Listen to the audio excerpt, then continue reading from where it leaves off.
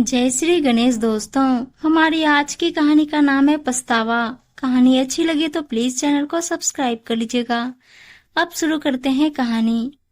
Mummy जी, बोतल से तो बदबू आ रही है। दिन में कितनी बार बोतल बॉयल की थी।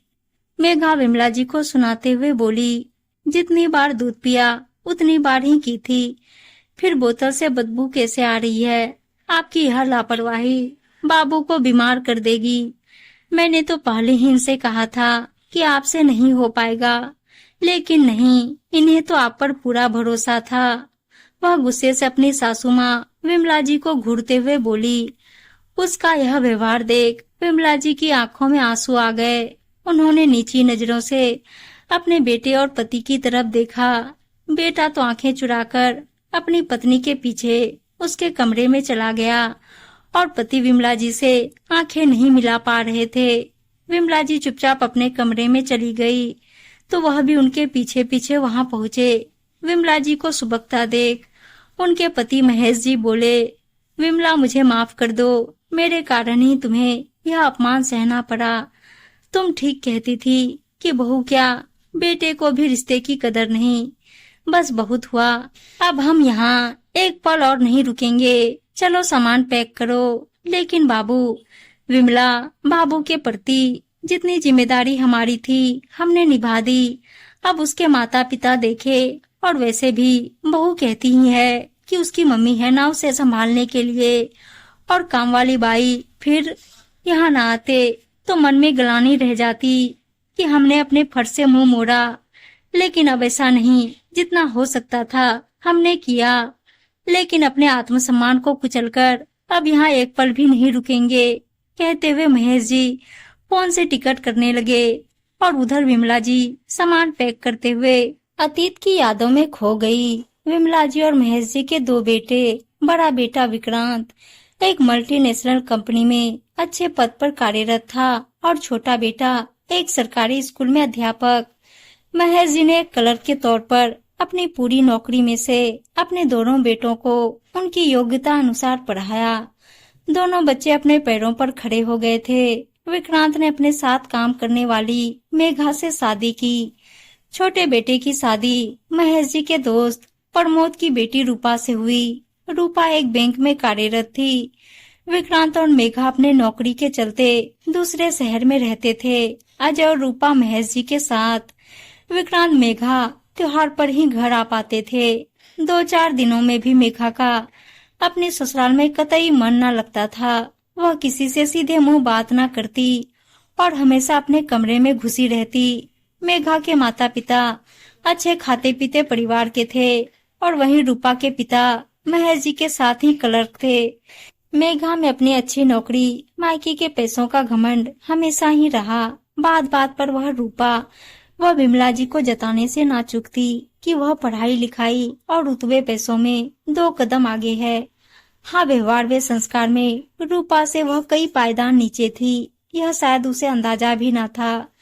विक्रांत के आग्रह करने पर महेश जी व विमला जी 1-2 बार उनके पास रहने गए, लेकिन मेघा ने उन दोनों के साथ बिल्कुल गैरों जैसा व्यवहार किया। खुद खाना बनाती नहीं थी और विमला जी को किचन में जाने से मनाही थी। वह दोनों तो अक्सर बाहर खाते और विमला जी व महेश जी को मेड का बनाया बेस्वाद खाना पड़ता। उस पर भी मेघा का हमेशा एक ही डायलॉग, मेरी मम्मी ने तो मेरे भाई भाभी को बिल्कुल आजादी दे रखी है, उनके घर के मामलों में दखल नहीं देती, दोनों जैसा चाहे वैसा रहे। विमला जी को बहुत बुरा लगता और उससे बुरा अपने बेटे की चुप्पी को देखकर, इसलिए अब उन दोनों ने वहां जाना ही छोड़ दिया था। वह तो अभी 6 महीने पहले मेघा की डिलीवरी थी और विक्रांत का फोन आया था कि इस समय आप दोनों की बहुत जरूरत है, आ जाइए। विमला जी महेश जी खुश तो बहुत हैं, लेकिन विमला जी वहां जाना नहीं चाहती थी। वह नहीं चाहती थी कि वहां जाकर उनका हर बार की तरह बहू अपमान करे। अपना तो सह भी लेती, लेकिन पति का अपमान उससे बर्दाश्त न होता। विमला जी की बात सुनकर महेश जी हंसते हुए बोले, विमला, हमने अब तक अपने बच्चों के प्रति सारी जिम्मेदारी बखूबी निभाई है, और फिर नाराजगी तो अपने बेटे बहू से है। उस आने वाले नन्हे मेहमान से कैसी नाराजगी। चलो इस समय उन्हें हमारी जरूरत है। वहां पहुंचकर विमला जी की सारी नाराजगी अपने पोते को देखकर दूर हो गई। वह बहू और पोते की सेवा जी जान लगाकर कर रही थी। विक्रांत कई बार बातों ही बातों में कह देता, मम्मी आपने आकर सब संभाल लिया, वरना हमें तो समझ नहीं आ रहा था कैसे सब मैनेज करते। आप भी कैसी बातें करते हैं, क्या मम्मी जी नहीं आती तो बच्चा नहीं पलता। अरे आजकल तो पैसे फेंको तो कितने ही मेड नैनी मिल जाती है। और फिर मेरी मम्मी तो कह रही थी ना आने का। वैसे भी यह तो मम्मी जी का फर्ज था।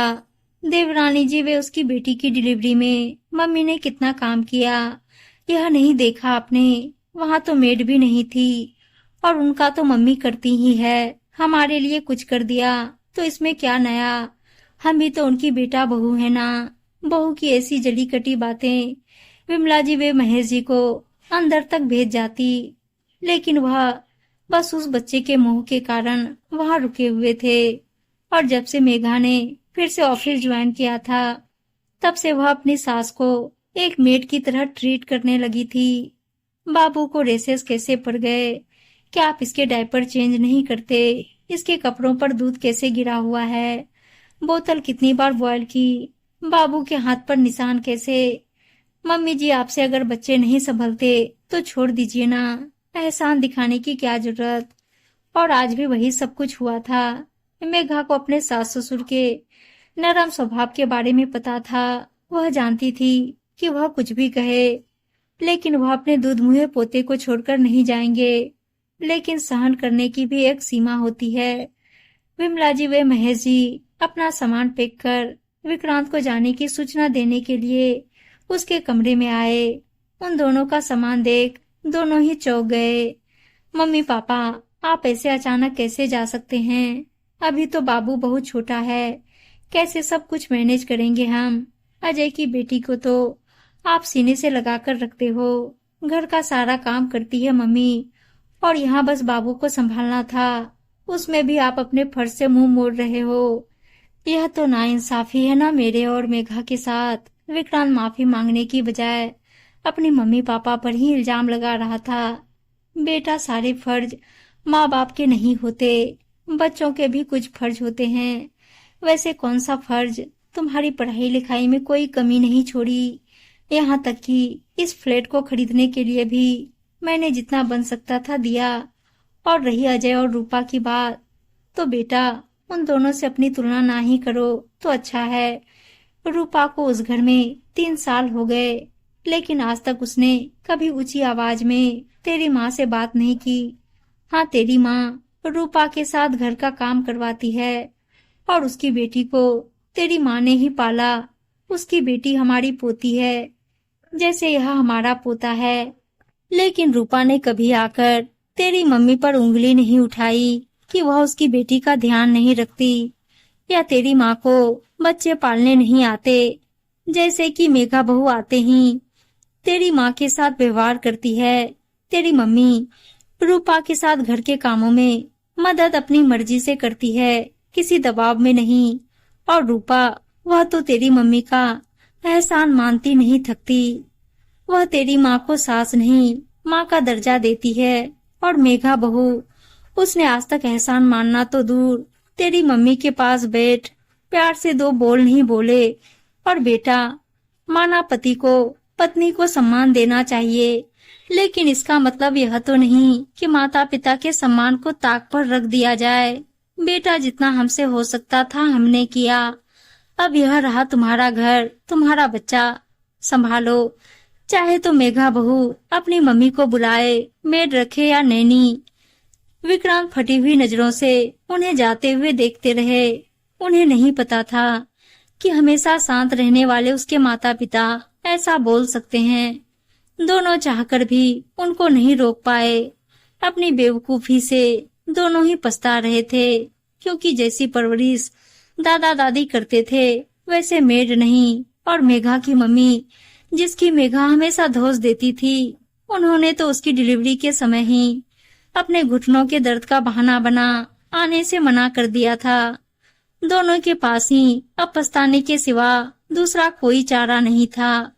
उम्मीद है दोस्तों कहानी अच्छी लगी होगी और अच्छी अच्छी कहानियां सुनने के लिए चैनल को सब्सक्राइब और वीडियो को लाइक शेयर जरूर कर दीजिएगा। धन्यवाद दोस्तों।